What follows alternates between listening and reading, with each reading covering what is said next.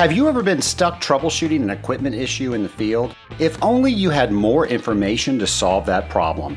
Now you do, thanks to Watermark. Watermark, a leading manufacturer's representative devoted to giving you concise and informative tips about how you can solve that equipment issue quickly and definitively. Go to ewatermark.net to view their library of troubleshooting videos. That's E as in excellence, watermark.net.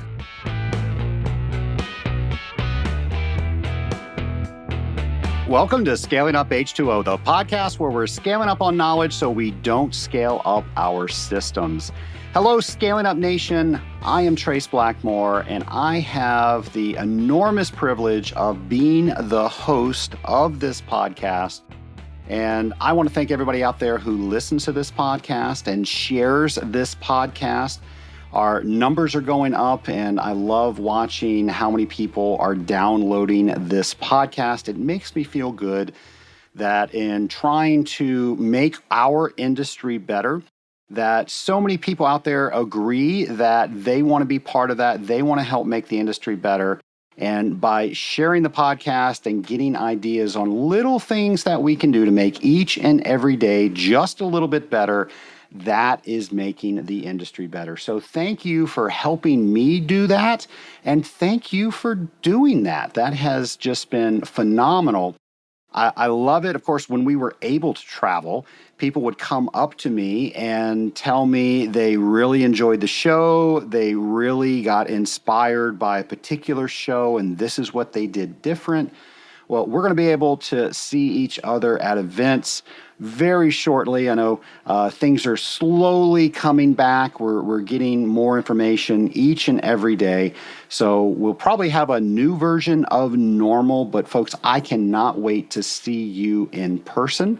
And I cannot wait to hear what questions you have that you want me to ask on Scaling Up H2O or answer on Scaling Up H2O. Of course, if you want me to ask them to a particular expert, please let me know who you think would be great on this show.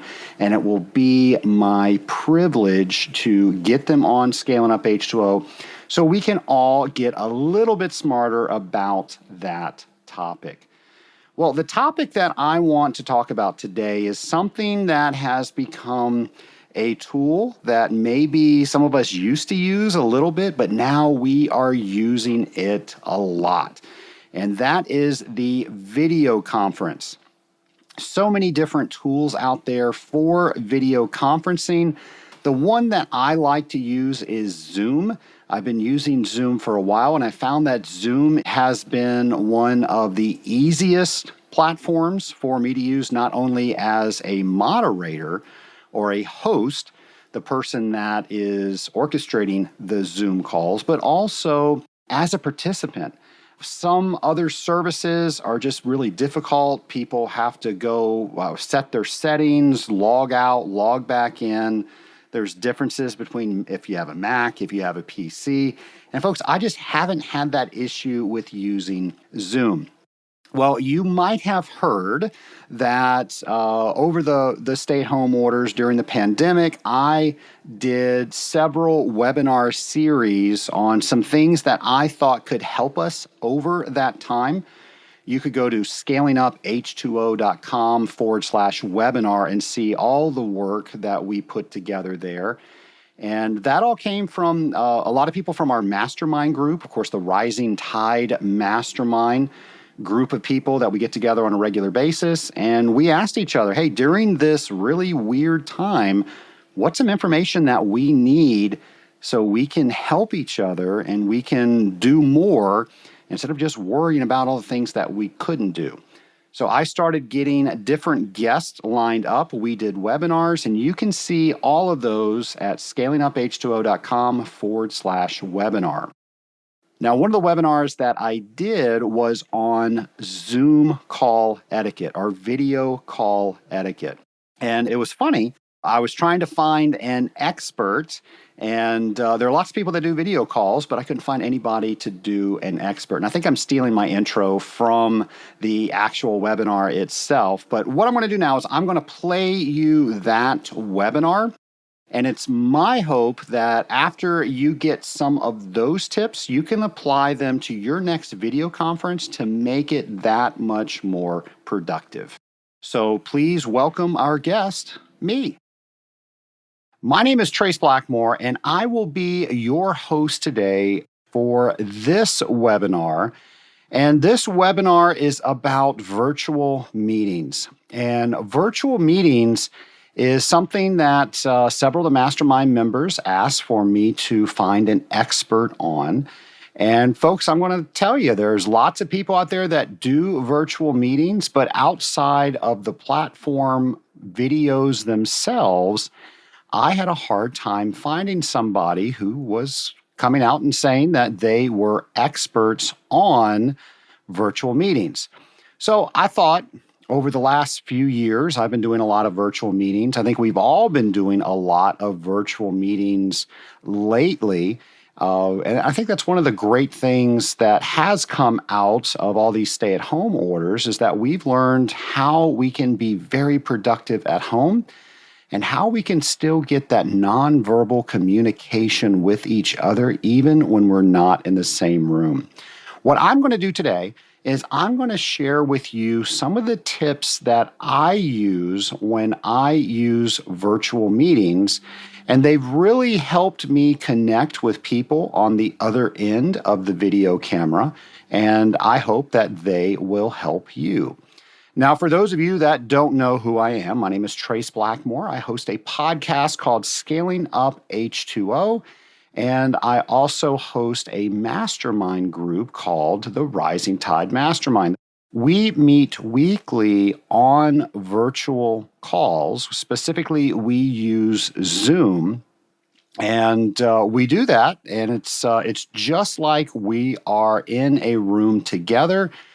Well, it's as close as we can get, but we are all over the country. We have all corners of the United States covered, and we get together on a weekly basis in the same virtual meeting. So, some tips and things that I have learned from hosting those meetings. The first thing that I think is very important is you find a room that is comfortable for you. So are you going to be able to get your work done in this room? Do you feel good about having a video conference in this room? Just quite frankly, is it comfortable for you? Then, is it private enough where you're not going to get a lot of interruptions? Are you going to have good lighting in this room? Is your Wi-Fi signal strong in this room? Think of all the things that you are going to need to be able to do, and is this the best room for it? So a lot of people just start having a video call. Many don't think about what room should they be having it in, and I think that should be the first thing that you think about.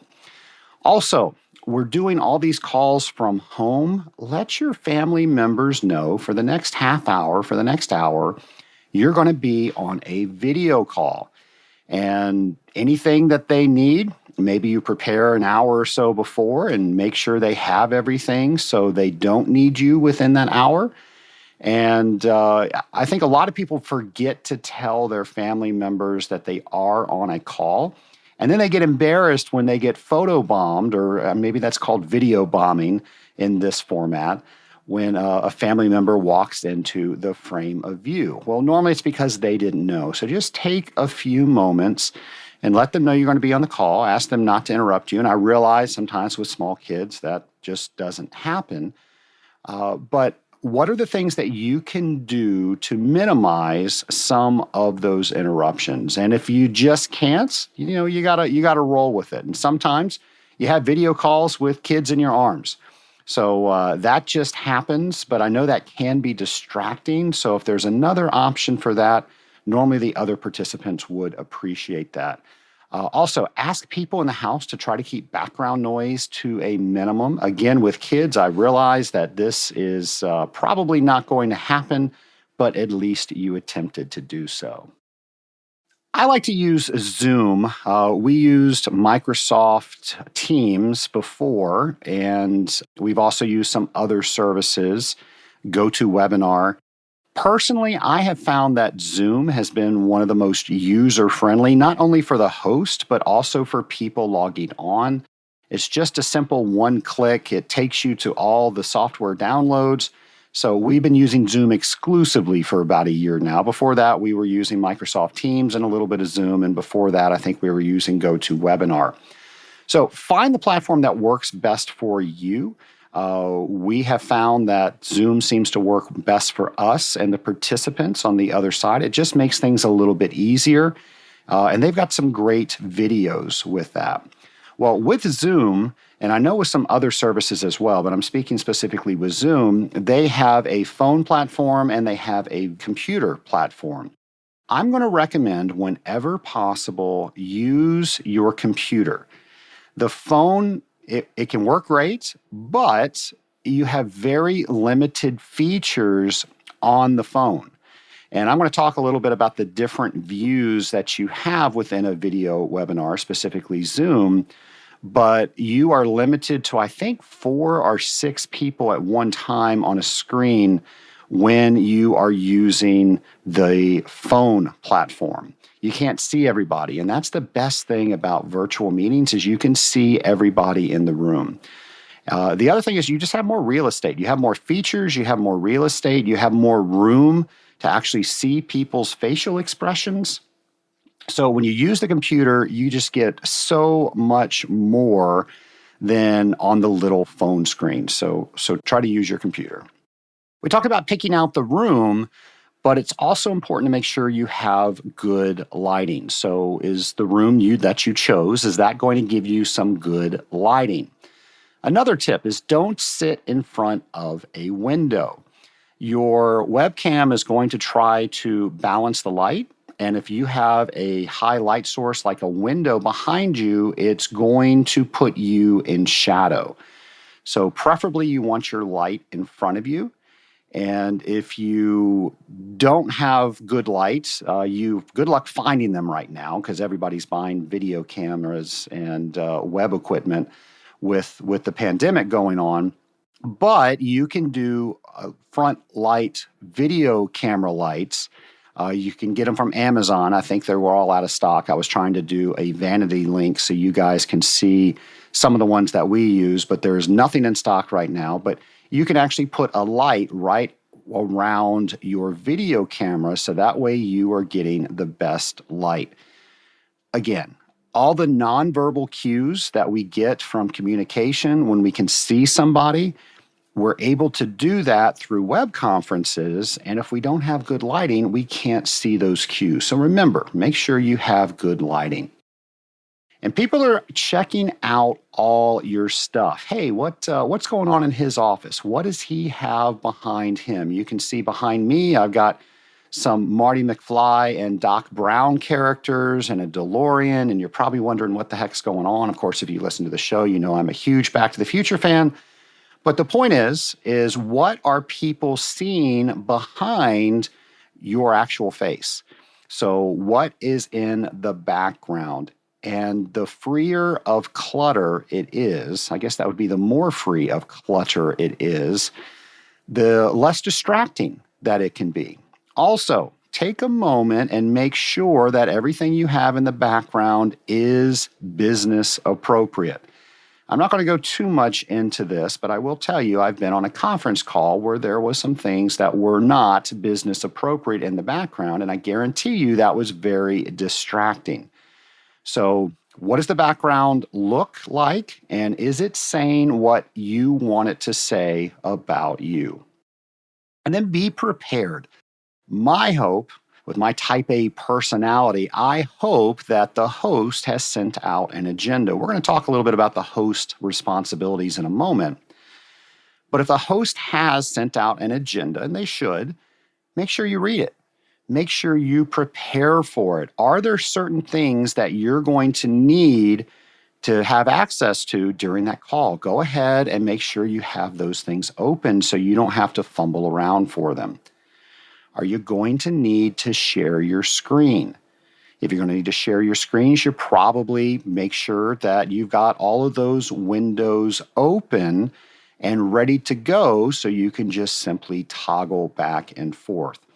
But just be prepared, and anything you think you're going to need on the meeting or anything you're going to need to prepare. And folks, this means taking care of all the human functions. So, if you're hungry, eat before the meeting. If you're thirsty, get something to drink and have that on standby. By all means, you should use the restroom before the meeting. So all those things to prepare yourself for that meeting, I think, is good advice. And I can't tell you how many calls that I've been on where somebody was late because they said, oh, I had to install the software, or there was this issue.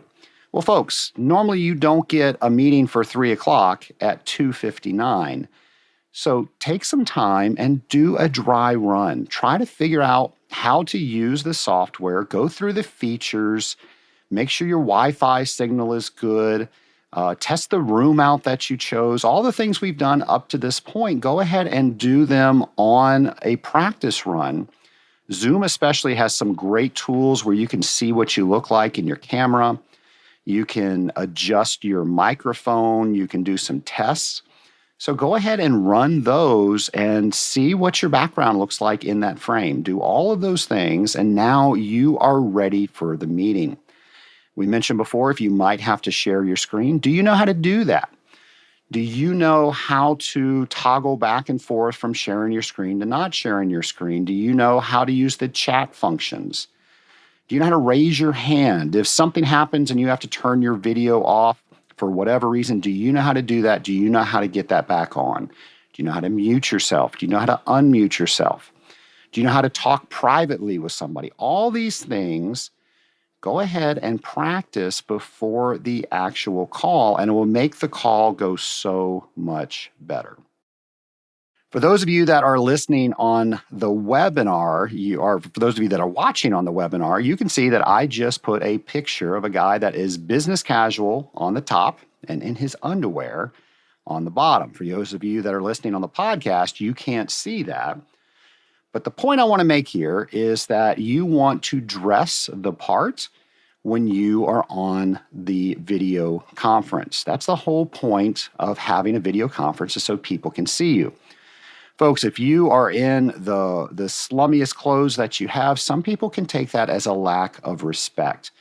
And you might not be thinking about it that way, but why have somebody else have that in their mind about you? And just make sure that you dress professional. It does show respect. Also, I think when you get into your work clothes rather than pajamas, say, especially when you're working at home, it tricks your brain to make sure you know what you're doing. You are at work and you're in your work attire and you've got your work mindset. Now, if you're this guy and you're just dressing from the top up, just be very conscious that you do not stand up during the video call. Now, during my video calls when I host, and they're longer, I normally have people switch positions, stand up, sit down, move rooms, just to try to keep it fresh. This guy's going to have a problem with that if we did that. So just keep in mind and keep it professional. I mentioned earlier, try not to use your phones if you have a choice to use a larger format like a computer. But if you are using your phones, please turn your notifications off. In fact, if you have an iPhone, there's a Do Not Disturb mode. There's an equivalent on the Android. Sometimes you'll actually lose the video conference with certain notifications. There's a service that I use, and if somebody is on it with me, it's not Zoom, it's something we use for the podcast. It will actually disconnect them if they get a phone call. And it says in the instructions that I send out to please put your phone on Do Not Disturb. And I can't tell you how many times that people have not done that. Notifications are distracting. Now, folks, I know we're all having issues getting used to working from home.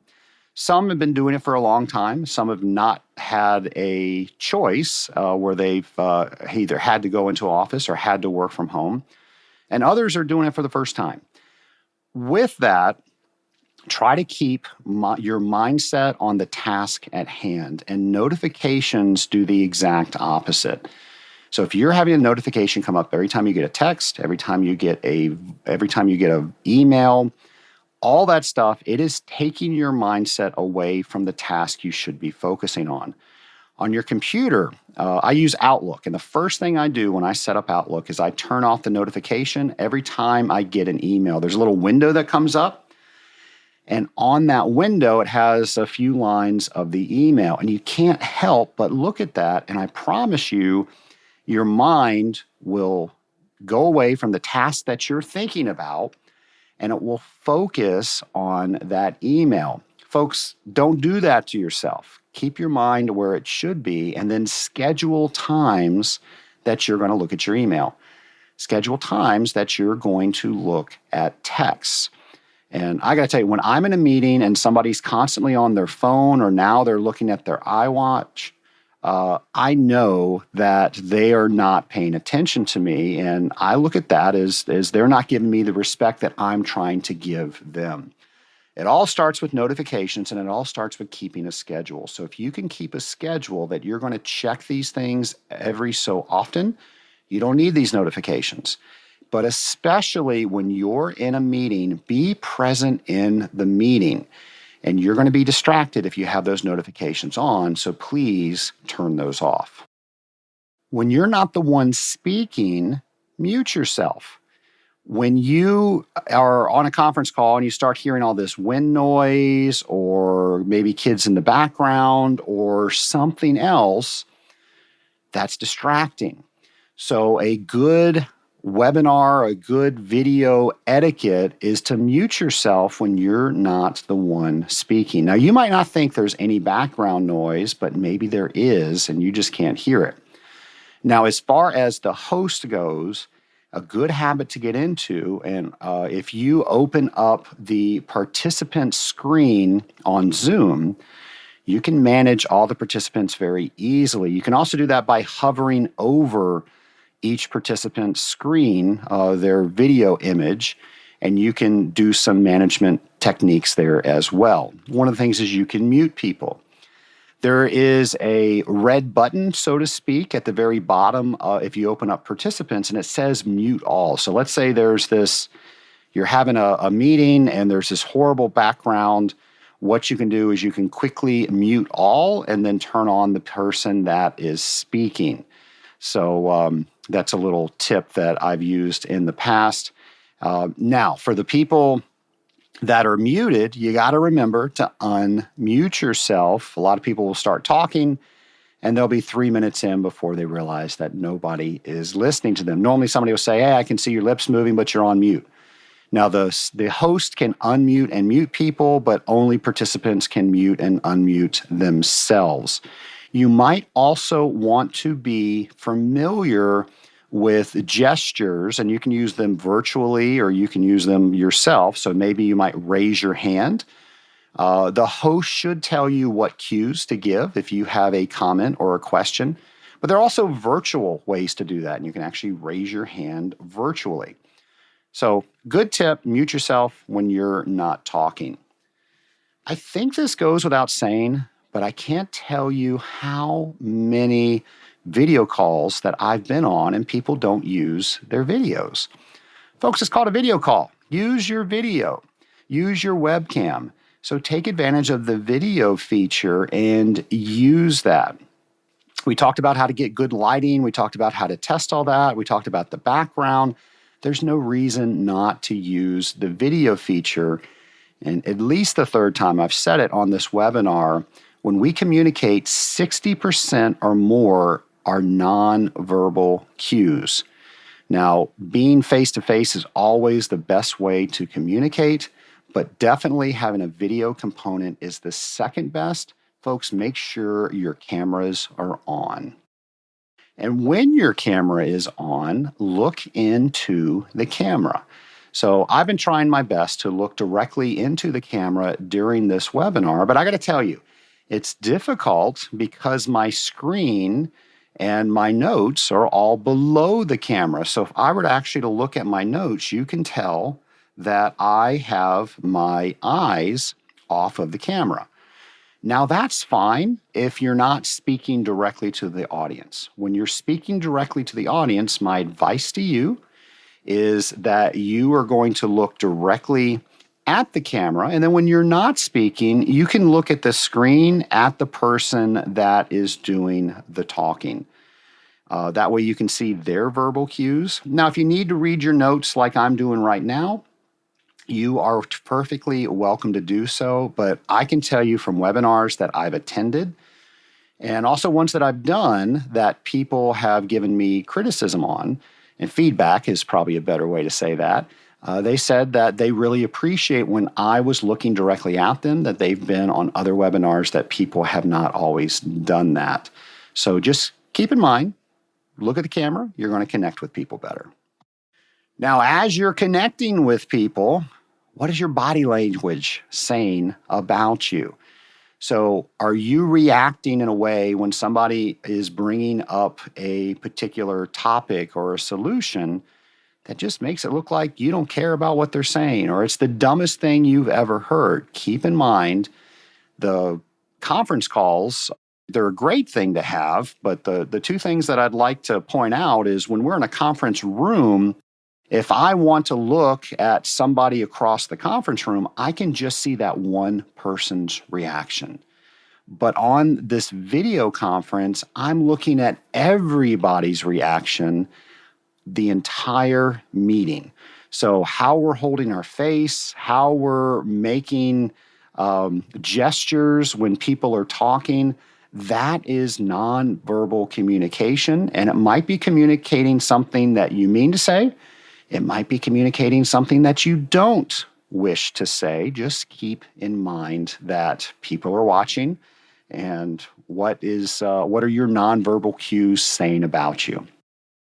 Zoom specifically, and I know the other services do as well, they have different view modes.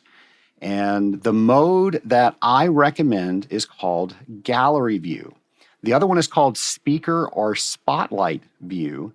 And the difference is gallery view is like the Brady Bunch. If you remember how the Brady Bunch opened up and they had 9 screens and you could see everybody there, well, that's, I think, the best way to have a video conference. You have everybody right in front of you. You can see the nonverbal cues. You can see if somebody has something to say. You can see if somebody raises their hand. You can see all of these things, and it really makes video conferencing very efficient. Now, if you have it on Spotlight or Speaker View, you'll have very small screens of the people that are on the conference call, and then you'll have a slightly larger screen of the person that is speaking. My advice is that you go ahead and use gallery view, because now you can see what all your cohorts are doing in their screen. And, maybe you notice that Cindy has something to say, or because of her facial expression, she's not saying something, but as the host that you need to call on her because it looks like she has something to say. Gallery view is something that I highly recommend. It's the best way to do that. For those of you that are using Zoom, it's going to be in the top right-hand corner, and you can toggle back and forth. For those of you that are using the phone app, you want to go ahead and, I think, swipe to get the different views. By the way, speaking of the phone, if you have the phone straight up and down, you're going to have a long, skinny picture. If you do the phone sideways, you are going to have a wide picture. And it's going to look more like the people that are on their computers. So another tip is to go ahead and if you have to use your phone during a web conference. Again, I highly recommend using your computer, but sometimes you don't have any options. If you're using your phone, use it sideways because it gives you a lot better profile picture and it makes you match with everybody else. Now, one of the coolest things that we can do in video conferencing is we can share our screens. Now, Zoom, everybody has the ability to share their screens. On some of the other services, that's not true. And then on some of the other services, the host has to grant those rights. With Zoom, you just get it from logging on. That can be a blessing and a curse, depending on who is on the conference call. I do a web call with 13-year-old boys in my church group twice a week, and sometimes sharing screens distracts us a little bit, but it's all about having fun. We always have fun, but just keep in mind, the host has to know how to control that. And there are controls for that. You can have people stop sharing their screen by being the host. Again, Zoom's got some great videos on that. So if you go to the Zoom website and they have basic features, they have advanced features, you can learn how to use all of those. Now, the feature I want to show you right now is sharing the screen. And I'm sure most people have done that, but a couple things I want to point out. One, when you know you're going to share your screen, have every other application in your background closed that you are not going to need. A friend of mine was sharing his screen and he accidentally shared the wrong screen, and it was financial information about his company. Now, it wasn't a huge deal, but maybe he could have been a CPA and it was financial information about somebody else's company. That could have been a huge deal and a deal breaker as far as, how he's supposed to keep his customer information confidential. So that wasn't the case, but I just use that as an example. If you don't have it open, and you shouldn't have it open, your focus should be on the webinar itself. So you don't need to have that open, but if you don't have it open, you're not going to show it by accident. The other thing I want to point out is you can share your entire screen, and then you can use your screen as a palette where you just add things to the screen. Now, I have multiple screens here in my office, so I need to choose the correct screen. Now, whatever goes into that screen is going to be shared, but another thing you can do is you can share the application. So here I've got a PowerPoint video that's running. What you can do is you can simply just say, I just want the PowerPoint view presentation up. And regardless of what else is on the screen, it's only going to show that application. So I recommend you always choose that for the same reason that I just shared about the person with the financial information. Now, there's also a whiteboard feature. So you can draw on the screen, and sometimes that's really good. If you have a spreadsheet up, you can draw people's attention to a certain area. So you've got a lot of tools here. If you are sharing video, and I always like to open up meetings with a funny YouTube video or something just to break the ice and get people, in a good mood. If you're going to do that and it has video and it has audio, you have to put share computer sound. There's a check mark at the very bottom. You have to check that. It's also a good idea to optimize for full screen video clip. That just does a couple of things in the background to make others see the video that you are sharing just better. And then, of course, after you choose those, you click share and you should be good to go. Now, you're going to have a little screen that's going to tell you that you are sharing, and it's going to be in green. And then right beside that in red, if you're using Zoom, it says stop share. Now, I recommend as soon as you are done using the share, so we're looking at an Excel spreadsheet, and now we're done looking at it, immediately in the share, because now we get larger pictures where we can see each other. Now, what Zoom does is it puts everybody over on the right-hand side of the screen. We can still see each other, but we're very small. Now, you can drag your screen over that right-hand side border. You can drag that over, and it will allow the pictures to get a little bit bigger, and it will also, I think, sometimes bring people into the screen that weren't there if you're having a large meeting. So you can play with that as well. Try to think of a quote that would be a good bottom line with any meeting, and here's what I came up with. If you wouldn't do it in the conference room, you shouldn't do it in a video room. Folks, this is about being prepared. It's about respect. It's about all these things.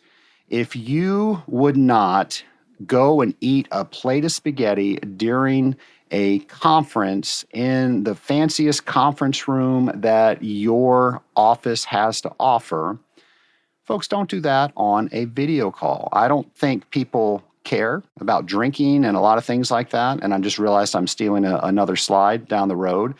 But having a huge plate of meatballs and spaghetti is probably not something that you would do unless it was a lunch meeting in the conference room. So just use that. If you wouldn't wear a ripped up Motley Crue t-shirt to the conference room, you probably shouldn't do that in the video room. So just take that for what it is worth. I will say this is more for hosts than anybody else, but this is something that I have really come to realize, and I've hosted a lot of meetings, especially over the stay-at-home orders where I was supposed to be in places and help facilitate meetings. And these meetings were 8+ hours that I was supposed to facilitate. Well, of course, when we're in person, we can have breaks, we can do all these things, we can do different activities. There's no reason that we can't do that on video calls. But the thing that I want to point out most of all is that video conferences are super concentrated. We are staring at not just one person when we look at somebody like across the conference table. We are looking at everybody for the entire call, especially when we're in that gallery view that I recommended. So I want you to think of video conferences to be measured in dog years. They are super concentrated. So if you're going to do an 8-hour call, you probably want to consider reducing the time and make sure you have a lot of breaks. I try not to go over 45 to 55 minutes without a stretch break. It's just a really good habit as a host to get into, to give lots of breaks, because if people are getting uncomfortable, they're not paying attention, they're not being their best. And we can definitely make more out of the meetings when we feel better, when we're more comfortable. So remember, conference calls are definitely more concentrated than regular in-person calls. Now, I talked a lot about the host, and I've seen some very good hosts, and I've seen some hosts that all they did was send out an invitation. Folks, being a host, it's a responsibility. You have to know all of the tools that are within the software better than anybody else, because guess what? You are the host. You are the person that's going to have to help them through some things. Now, if you've got somebody that is sharing a lot of information, you might even want to call them before and get on a practice call to help share the tools with them so they can effortlessly share their screen, do things like that. That's something the host should do. The host should be putting out an agenda. Make sure the people that are attending are people that are prepared. They know what they're going to need to review before the meeting, so they can come in primed and ready to go with great information. And for those of you that get an agenda, please review the agenda and make sure you are ready to go, because the host did spend some time on that. Now, the host or the moderator, that's what you need to do. You need to moderate. Your job is to definitely be in that gallery view. You are looking at everybody's facial expressions, and you're making sure that everybody's being heard.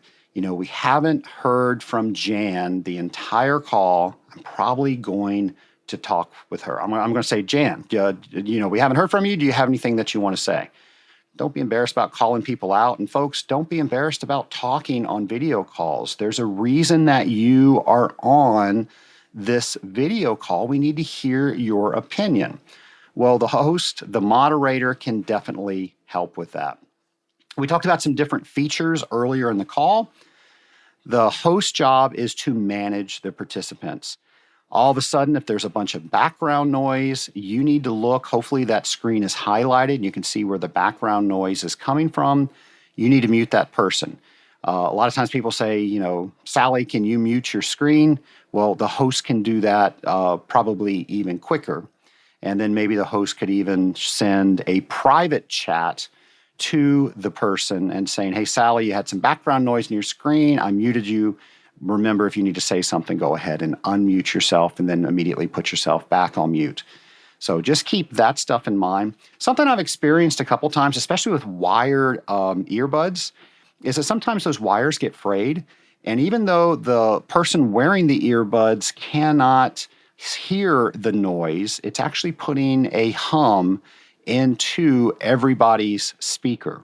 So if you've noticed that, people have said that there's background noise, that might be the issue, and maybe you need a new pair of those. So also for the host, knowing how to use all the features, knowing how to help people understand that technology, maybe doing some practice with them, but always ask for feedback. What would make this meeting better? And a technique that I like to use is called plus and delta. What do you like? What's the pluses about this meeting? When we do the meeting again, we do a like meeting like this. What do you want to make sure that we don't leave out? And then the delta, what do you want to change? What would make this meeting even better next time? You can ask people. Sometimes, depending on the group, they're very apt to tell you what they think. Some people are a little shy with that. You might want to send out a survey. I think if you're a host and you're really trying to get better at this, you should call people. And now it's just one-to-one, or better yet, do a video conference. And now it's just you and me, and I'm going to ask you what you liked about it. I want to ask you what you think we should change about it. And I want to get some great information that way. And that's going to make me a better host. That's going to make our calls better. And that's going to make the meetings so much better. Don't be afraid to tackle big issues on a video conference. It might be awkward. It might seem that we need to wait until we're face-to-face. Well, folks, in the situation that we've been in with the pandemic, we can't get face-to-face. So this is how we're doing business. So whatever the issue is, this is the meeting that we're dealing with it.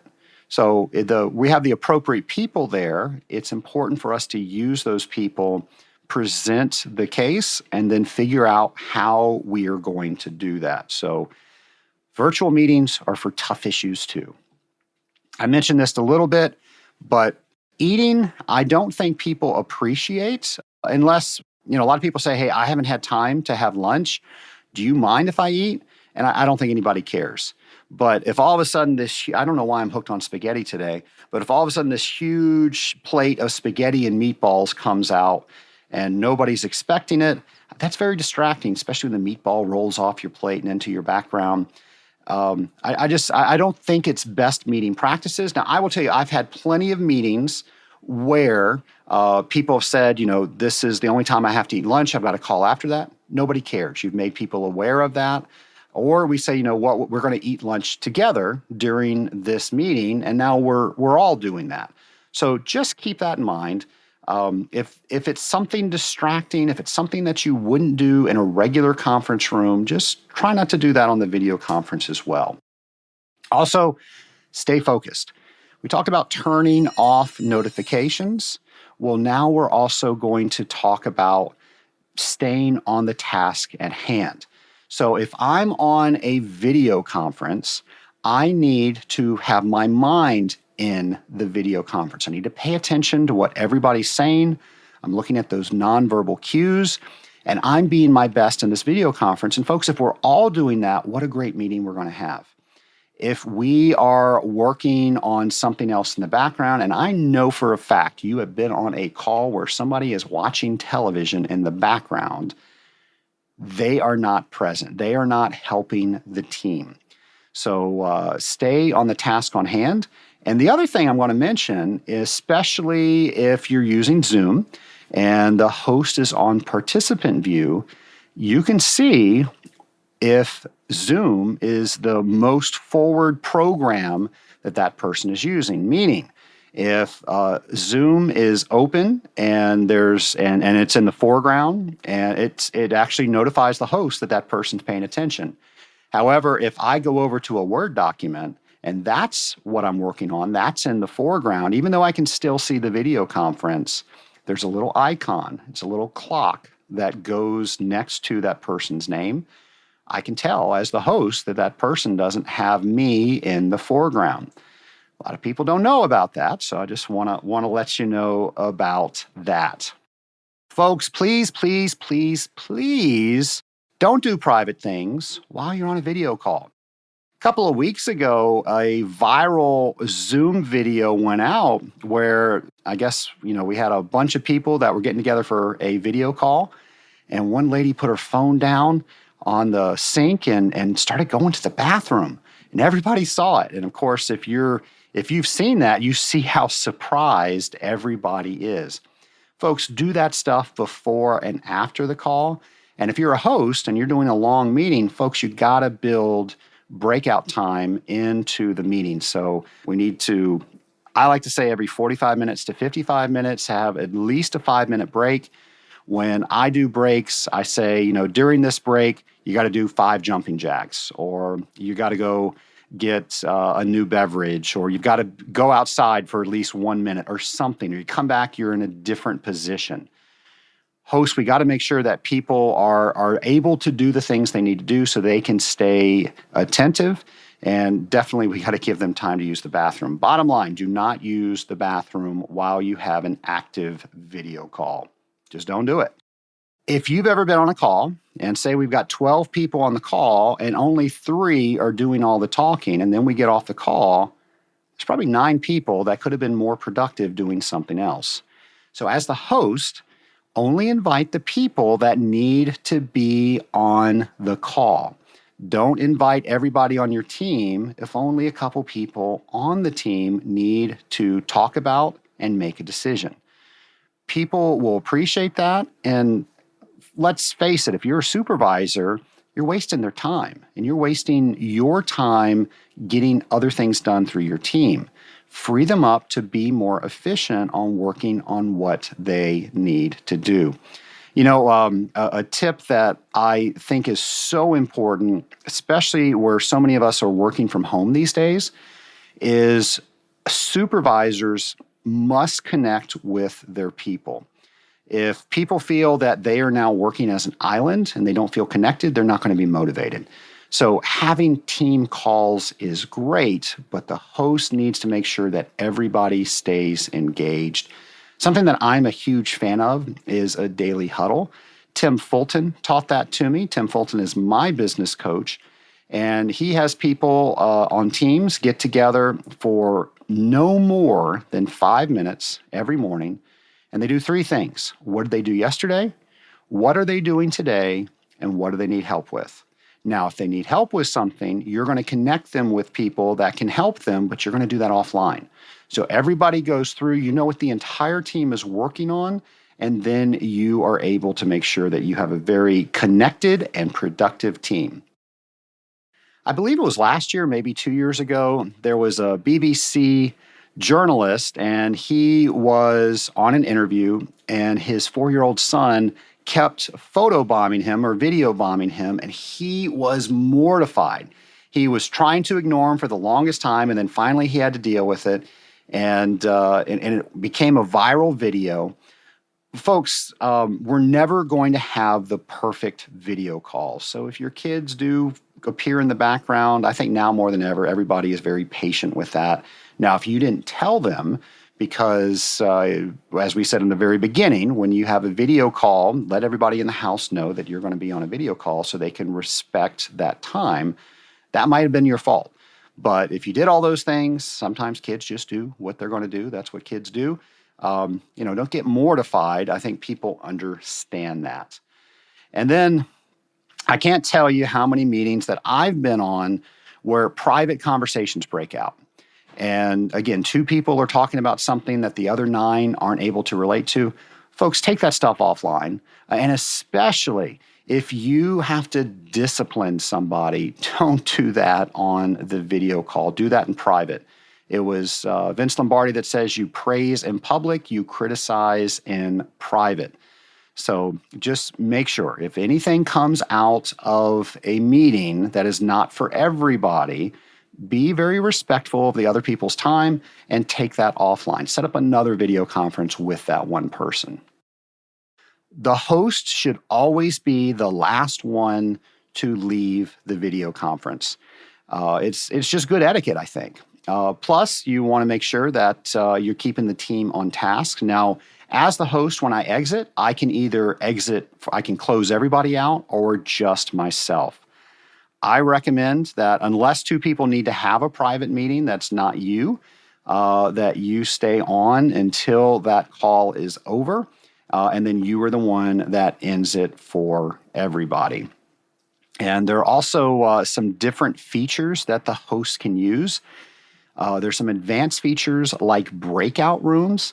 So while we're in the conference, let's say we've got 9 people plus the host. So we can set up breakout rooms of 3 people, and now all of a sudden we have 3 separate rooms. We take an issue, and now we have 3 separate opinions that groups have worked on, and the host can actually move from room to room. They can send content to the rooms. They can send reminders. There's a timer on the room. So lots of cool features with that. So if you have a very large meeting and you want to make sure that you get some breakout time with people, you can use breakout rooms, and you can have the computer randomly select who you want, or you can put certain people in breakout rooms. So something else that the host needs to know how to do. I'm not sure if other services do that, but I know Zoom does. And the last thing I want to mention are the differences between webinars and meetings. So meetings are what we've been talking about today. Pretty much everybody has the same privileges. The host has a few more because they can manage the people in the room. By the way, the host can also make other people co-hosts. And that is a good thing to do if you're trying to help manage a lot of people. It gives somebody else, maybe say, hey, can you make sure people are muted and unmuted? We don't have any background noise. And now somebody's in charge of that. You can make them a co-host, and then they can do that. If you have to get off the call, you can make somebody else a host. So everybody can share their screen. Everybody can be visible. Everybody can mute and unmute themselves. Everybody can turn on and off their video. By the way, the only person that can turn on and off their video is the participant. The host can never do that. They can request it, but they can't turn it on. All that is with Zoom meetings. Webinars are when there is a host and there is a panelist. And the panelist is typically the guest that's coming in speaking. And those are the only people that are shown on the screen. Now, we may have 300 people that are joining as participants. They can't speak, and we cannot see their video. Now, they normally can chat and they can ask questions. And they, of course, can see the participant and the host. So that's the big difference with the webinar. If you're managing super big crowds of people that are watching an expert, that's probably the best way to go with that. There's some workarounds where you can do with the Zoom meeting. And by the way, meetings, I think you can see up to 49 people on a meeting. I'm not sure if you can have more people and only see 49, so that's something that you might need to check out. I think most of our teams are a little bit smaller than that. If you're doing something larger than that, you might want to consider a webinar, especially if it's just relaying information to people. I think we can boil this down into 3 captions. How do I make sure that this is the best video conference that I can have? Well, number one, I need to be prepared. I need to have everything that I need to have. I need to review everything. I need to be in the right mindset. I need to be familiar with the software. I need to be prepared. I need to be respectful. Being respectful with people means that I want them to be respectful of me, and I'm going to show them respect so I can get that respect. And we talked about making sure we're dressing the part, making sure we've prepared for the meeting, making sure we've done all of these things for good meeting etiquette that shows that I'm being respectful. And then, of course, being professional. So we're all professionals at our job. We need to make sure that we chime in, we're showing good meeting etiquette, we're letting people talk, we're asking people for their opinion, we're well prepared with our answers. We know what the call is going to be about because we've read the agenda and we've prepared for the agenda, and now the only new information we have is the information that we're getting on the webinar. So if we're prepared, if we're professional, and we're respectful, I think you're going to have one of the best video conferences that you've ever had. So I hope that this has been helpful for you, and I hope you share this with somebody. I think we all are learning more and more every day about how to have a great video conference, and I hope this has helped you to get a little bit closer to making your next video call just a little bit better. Thanks. Well, this is normally the part where I come in and I say, Trace, thanks so much for coming on Scaling Up. Great guest. I think I was a great guest. Folks, I talked about that because that was a topic that somebody reached out to me and they were asking me for tips and tricks on a Zoom call or on a video call. So that being said, not necessarily water treatment, but I know all water treaters are using that tool. So I need to know what you want to hear on Scaling Up H2O. Without you, I will not know the topics that I need to talk about to keep everybody out there in the Scaling Up Nation interested. So if you go to scalinguph2o.com and you can go to our show ideas page and you can just let us know exactly what your idea is, who you want me to interview, pretty much anything you want me to do on the show. If it is relevant and it gets us all to where we are trying to go, elevating the water treatment industry, I will definitely try to get that on. And many of you have already taken advantage of this, but you can also click on the right-hand side of our webpage and you can record your own voice asking your very own question. With that, I will play it on the air and we will get your questions answered. Folks, thanks again for listening to the show. Thanks for being part of the Scaling Up Nation. And I can't wait to bring you another exciting episode of Scaling Up H2O next week. Have a great week, folks. Nation, there's no doubt about it. It is lonely out there, but it doesn't have to be. There are groups that exist to help us help each other get to where we need to go faster than we can on our own. One of those groups is the Rising Tide Mastermind. The Rising Tide Mastermind is a group where we come together each and every week to make sure we're holding each other accountable to make it to the next level. We also read books together, we attend a live event together, and members enjoy quarterly one-to-ones with me.